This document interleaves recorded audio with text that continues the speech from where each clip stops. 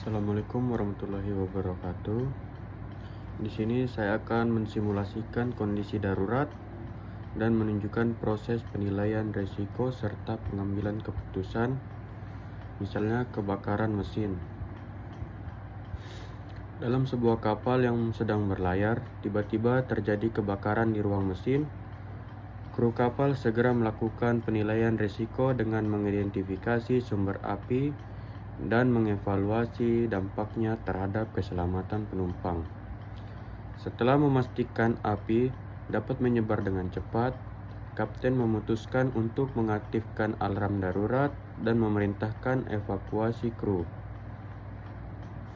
Dibagi menjadi tim untuk memadamkan api dan membantu penumpang menuju jalur evakuasi dengan koordinasi yang baik hingga mereka berhasil mengendalikan situasi dan menyelamatkan semua orang di kapal. Simulasi keadaan darurat kebakaran mesin kapal. Dalam sebuah kapal penumpang yang sedang berlayar di tengah laut, tiba-tiba terganggu oleh bunyi alarm yang mengidentifikasi adanya kebakaran di ruang mesin. Proses penilaian risiko.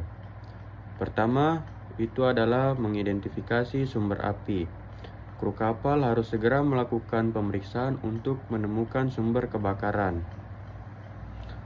Dan ketika mereka menemukan bahwa kebakaran disebabkan oleh kebocoran bahan bakar yang terkena percikan api dari mesin. Kedua, evakuasi dampak. Kapten dan kru melakukan penilaian cepat mengenai potensi penyebaran api dan dampaknya terhadap keselamatan penumpang. 3. Penentuan tingkat risiko. Mereka harus mempertimbangkan ukuran kapal dan jumlah penumpang. Mereka menilai bahwa risiko sangat tinggi dan tindakan segera diperlukan. Pengambilan keputusan. Kapten memutuskan untuk mengaktifkan alarm darurat untuk memberitahu kepada kru tentang situasi yang sedang berlangsung. Kapten harus menginstruksikan kru untuk menilai proses evakuasi. Mereka membagi kru menjadi beberapa tim.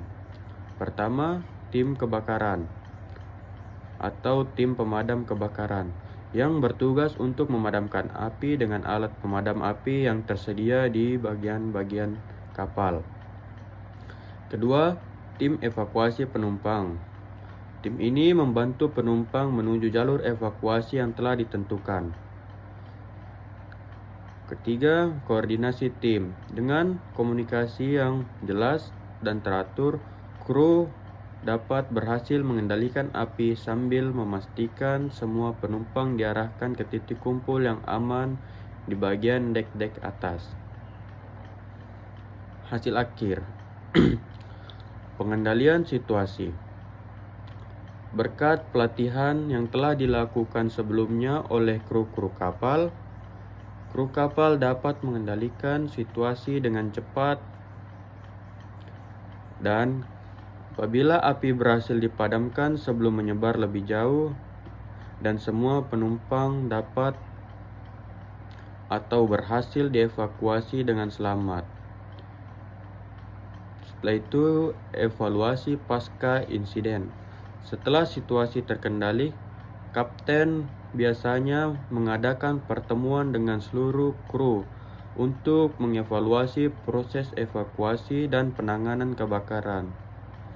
Mereka biasanya mendiskusikan apa yang berjalan baik dan area yang perlu diperbaiki untuk meningkatkan kesiapsiagaan masa depan oleh kru-kru. Dan dari materi ini menekankan pentingnya pelatihan rutin dan prosedur yang jelas menghadapi keadaan darurat bagi kru-kru serta bagaimana pengambilan keputusan yang cepat dan tepat agar dapat menyelamatkan nyawa-nyawa maupun itu dari kru atau penumpang dan kapal itu sendiri. Sekian dari saya. Assalamualaikum warahmatullahi wabarakatuh.